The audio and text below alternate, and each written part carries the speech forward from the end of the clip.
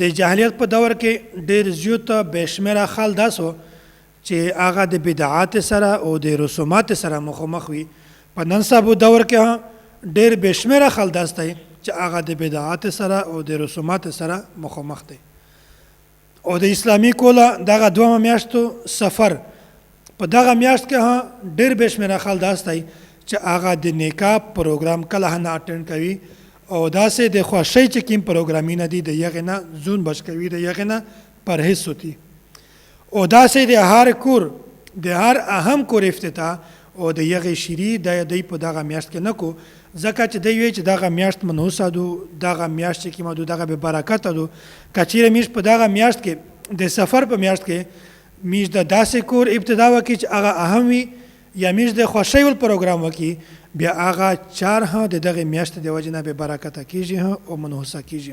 حالانکه دا د دوی سوچ او دا د دوی نظریه، دا د دوی خیالات بالکل فاسد دي، بالکل غلط دي. په چار دو چې د داسې خیالات نه خپل دماغ او خپل زړه بالکل صفا وساتي. او داسې دوی چې کله دغه میاشت وځي دغه دوی ډېر په شدت سره انتظار کوي چې کله دغه میاشت وځي چې موږ د خوښۍ پروګرامونه اټینډ کړي، د خوښۍ د اهمې چارې هغه موږ وکړي، د هغې افتتاح وکړي. او داسې راونه چې کومه میاشتو د ربیع الاول د هغې هم دوی په شدت سره انتظار کوي. دوی بیا په هغه میاشت کې نیکې چارې کو او داسې د خوښۍ پروګرامونه کو، هرې چارې کو. او حالانکه یوه میاشت هم منحوسه نه دو. که چیرې یوه میاشت هم منحوسه وای نو شریعت و یو انسان په هغه میاشت کې د عبادت کړلنه یا د چارې کړلنه خامخا منع کړی وای.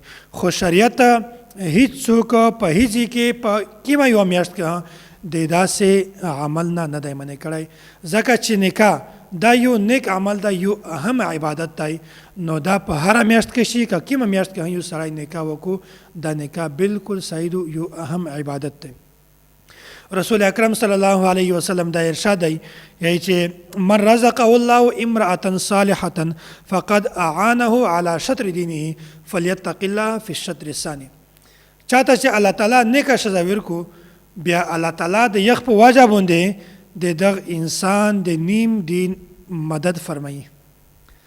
او فلیتق الله فی الشطر الثانی یعنی چې بیا دغه انسان ته هم په چار دو چې دا باقي نیم دین نه دی په دا کې دا د الله تعالی نه وډور شي.